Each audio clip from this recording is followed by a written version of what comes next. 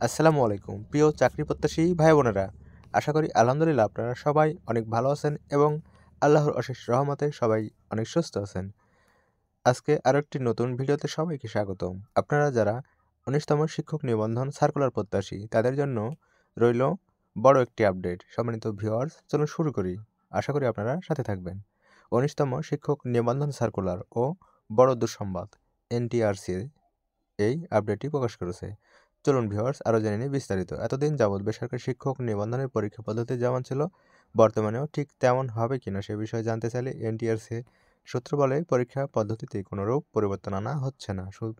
পরিবর্তন শুধু নিয়োগের ক্ষেত্রে। আর ১৯তম শিক্ষক নিবন্ধন সার্কুলার কবে প্রকাশ করা হবে সেটার প্রসঙ্গে সূত্র বলেন, খুব শীঘ্রই ১৯তম বেসরকারি শিক্ষক নিবন্ধন বা এনটিআরসি প্রকাশ করা হবে।